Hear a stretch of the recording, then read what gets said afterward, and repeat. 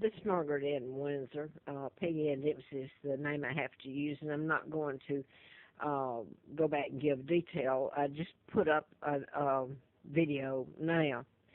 I want to say this so you do have some background. This is Hustler Magazine. Larry Flint did an endorsement on me when I ran in a campaign to replace one of the doctors I wrote about when I was writing about MD License to Kill, where they program people and they can modify their behavior or program them to shoot or kill.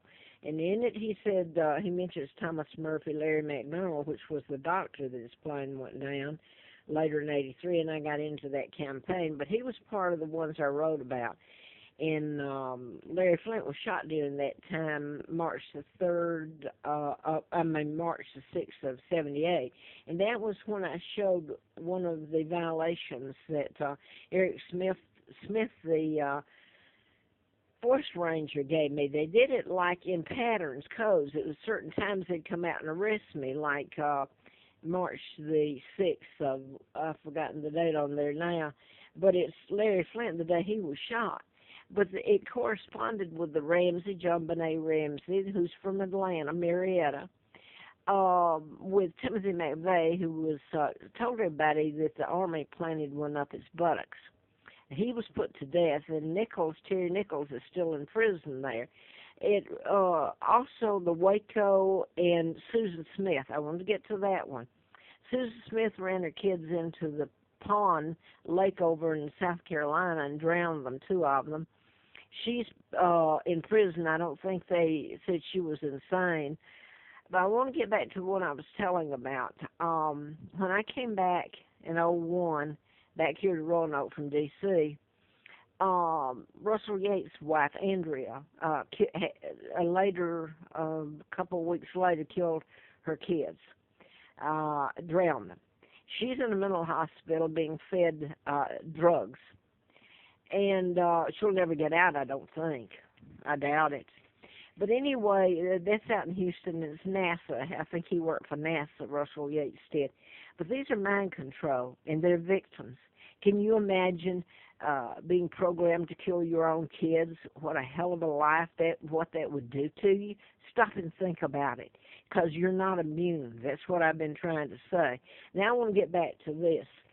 The forest rangers, they deliberately, I've been kept homeless and not having a penny. When I started getting a few bucks, it's a fixed income. And I did everything in the book to find a place to live, to stay. I was run with chemicals again. I'm allergic to chemicals. I have an immune disorder, and when I'm around the toxic fumes, my body reacts by the immune system attacking itself.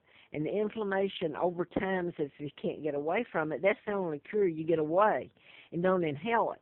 And if it's your home, that's a little hard to do, especially in my case, because I'm going to quote him again, and man, they've just about killed me. I'm not kidding you.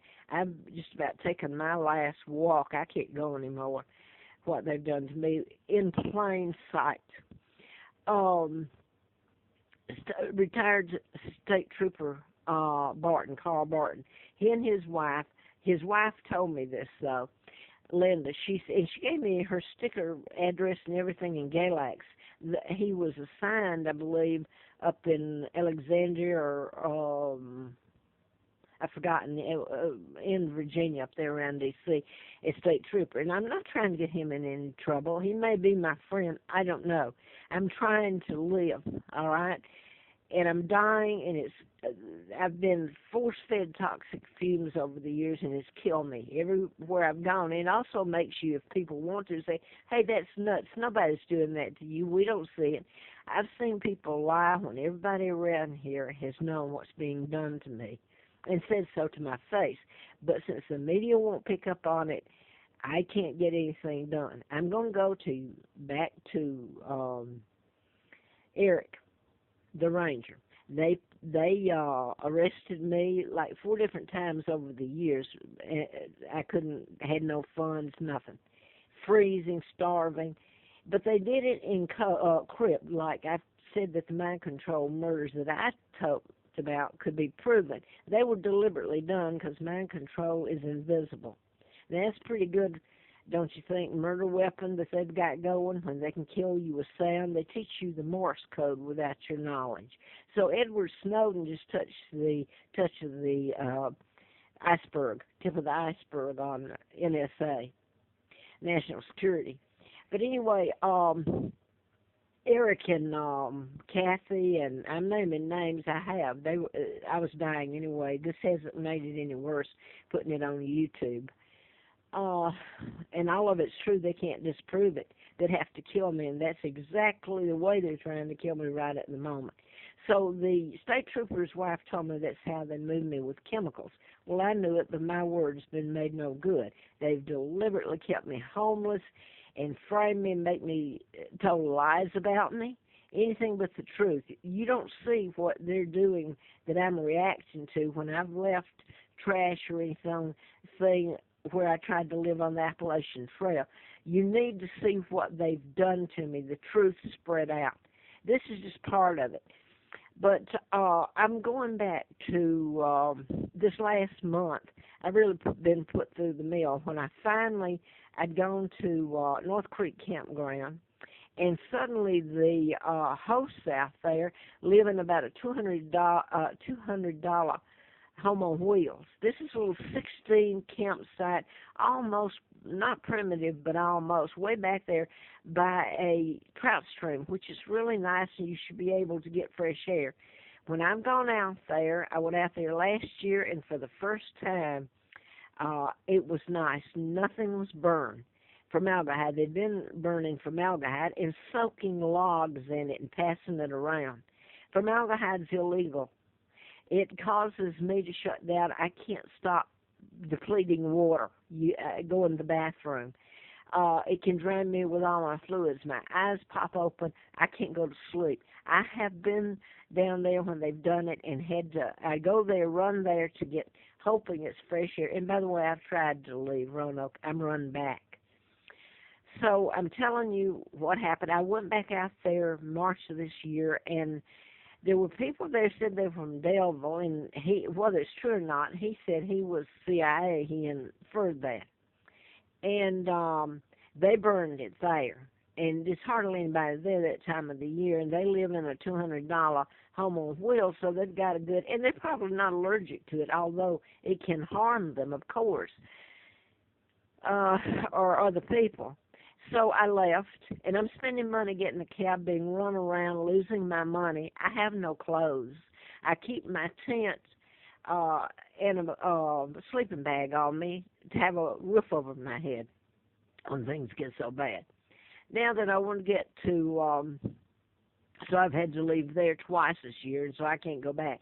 Now that I have no money, on the first of the month when I got a small check, I always paid my rent, but then I've been made to move, and all this happened, and people don't want to get involved. They're afraid of it, afraid because it's so done from such a high level.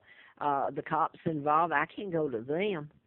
Well, I've said what law can get on people. If you're talking about the Rangers and the Fish and Game, they can arrest people, take away their license. They can do all this stuff.